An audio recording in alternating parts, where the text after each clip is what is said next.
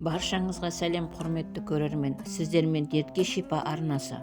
Бүгінгі видеомызда сынықшылық жайлы және жылқы майының пайдасы жайлы әңгіме етеміз. Тақырып қызық болса, арнаға тіркеліп, лайк басып, пікір қалдырып, қоңыраушаны баса кетуді ұмытпаңыздар. Ересек адамның бойында 200-ден астам сүйек бар. Кейде кальций секілді дәрумендер жетіспесе, сүйек сынғыш келеді. Онан бөлек оқыс жағдайлар орын алса, сынған сүйекті жанға батқанда қайда барасыз? Әлбетте, халық емінен сынықшыға бас сұғасыз, ал медицинада сізді травматолог қарсы алады. Ал сіз қайсысына барасыз? Студент кезімде аяқ асты сынықшыға баруға тура келді. Дегенмен облыс орталығындамын. Көпті көрген көне көздеріміз ауылда. Елде қалған еркелікті тастап, достарыммен бірге сынықшыларды жағаладық. Күнделікті тұрмыста өзімізде мән бермейміз десе де, мұнда ерекше қасиетті бойға жинаған жандар жетерлік екен. Қызылорданың іргесінде Бесарық ауылындағы Мауты әжейді тұтас ел біледі. Ол көз жұмғанда оның шарапатын көрген талай жан жанарына жас алып еді. Айдынды Аралдың тумасы атақты Жанқожа Батырдың жиені Халила Сапарқызы да уатылған сүйекті қалпына келтірудің шеберінің шебері. Аса қиналған кезім жап-жас бозбаланың сүйегін орнықтыру еді. Баласы КамАЗ автокөлігіне қақпаны ашқанда рульдегі әкесі байқамай қалған. Бала қақпамен көліктің ортасында қалып сүйегін сындырып кеткен екен. Мен оны 3 ай емдедім. Ол сонау Жаңақорғаннан келген еді. Сынықшылық қасиетімде менің ең қиын емделушім сол бозбала болатын дейді Халила әжей. Әйтсе де травматолог дәрігер мен сынықшылардың арасында бұрыннан тонның ішкі бауындай үйлесім болатын. Қазір сол байланыс қылаң бермейтін тәрізді. Адам бойындағы тірек қимыл жүйесі оның кеңістікте қозғалу мүмкіндігімен ағзаның ішкі мүшелерінің қозғалысын қамтамасыз етеді. Оған тірек болатын, ағзаға пішін беретін қаңқа түзуші құрылымдар кешені һәм адамның қозғалыс аппараты. Ал біз айтып отырған бұл жүйе 640 бұлшық еттен, 200-212 қаңқа сүйегінен, бірнеше жүздеген сіңірлерден тұратын жеке дара механизм. Жалпы сүйектің сыртында сүйек қабы бар. Тек буындырға ғана шеміршек болады. Құрамын зерделер болсақ, 1/3 бөлігі органикалық және 2/3 бөлігі биоорганикалық заттардан тұрады. Сол себепті кей жағдайларда травматологтар пациенттің сынықшыға баруына кеңес береді.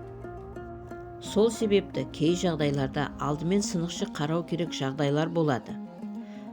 Онда байырғы кәнігі травматологтар пациенттің сынықшыға баруына кеңес беретін, ал сынықшылар қиналған жағдайда дәрігерге барып, рентген түсірілімін әкелуін сұрайды. Осы тығыз қарым-қатынас талайлардың құлагердей құла түзде шауып кетуіне себепші болушы еді. Алайда сұлу сырдың бойын жағалаған қасиетті елдің перзенті Зайыр Жаңабаев бұл ретте бұрынғы дәрігерлердің орнын басқан. Қазіргілер көп жағдайда сынықшының қызметін жаңа технологиялар басты деген желеумен халықтың емге жөнелтпейтініне қынжылады.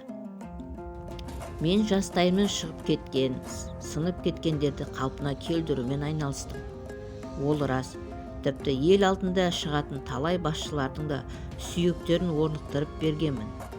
Қайсыбір жылдары тікұшақ құлағанда да талай жанды қарадым. Сонда бір кездері менің қолымнан айыққандар соны елорданың дәрігерлерін қоя тұрып, алдымен мені шақыртатында жағдайлар болды. Мен зейнетке шыққаннан бері кісіден ақы алып көрмеппін. Енді ғана үйден қабылдап жатырмын. Тіпті Түркиядан ат артып келген жандар да болды. Әлбетте мақтанудан аулақпын, бірақ өздері іздеп келіп жатқан кісілер баршылық. Бұл сынықшылықтың дәуірі өтті дейтіндерге айтарым, дейді Зайыр Жаңабаев. Зайыр Жаңабаевтың айтуынша сүйек өзінің мықтылығына байланысты бітеді.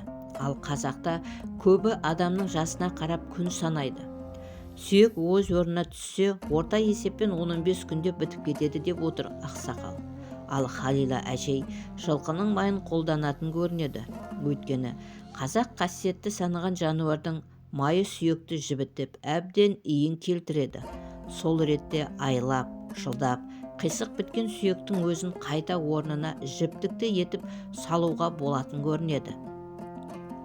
Менің анамның түсіне аян берген Жанқожа бабам қасиетімді аласың ба деп сұрайды. Сонда анам қабылдамайтынын айтады. Бабаның қасиетін қайтарғанын салдарынан талай жағдайға душар болыпты. Тіпті қыстың күні бабаның әруағы мұздың ортасына салып тастапты. Ал шағын денелі анам көп боп ісіп кеткен. Сонда ауыл үлкендері бабаға қарсы тұра алмаспыз, бірақ жерлеу үшінде мүрдесі керек деп құрық лақтырып анамның тісіне іліп алып шыққан екен. Сонан соң ту биені сойып, майын терге қалдырып, анамды апта бойы терінің ішіне орап тастайды. Анам аттай боп шауып кетеді. Науқасы емдейтін болып ел кезіп кетті. Жылқының майының қасиеті осындай.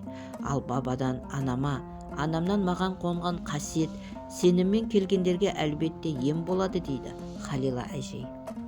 Қазақ даласында бұл қасиетті өте аса құрметтеген, тіпті арнайы біліктілігін арттыру жолдарында ойластырыпты. Қармақшы топырағында да Дабысбек ата мен Бұрышкүл әжей секілді қолы дуалы сынықшылар өмір сүрген. Алайда бұл күндері қасиетті бойға сіңіргенде сиреген тәрізді. Ал мықты сынықшыларды сынағанда қаптың ішіне құмыраны салып сындырып, оны қайта құрастырады екен. Өйткені сынған сүйек еттің арасында болады. Мұндай жағдайда әркез дайын болу керек. Сынықшылық табиғаттың бір құбылысы, таланты. Міне құрметті көрермендер, осымен видеомыз аяқталды. Егер видеоны пайдалы деп тапсаңыздар, арнаға тіркеліп, лайк басып, пікір қалдырып, қоңырау жаны баса кетуді ұмытпаңыздар. Ақпаратымыз пайдаларыңызға жарасын.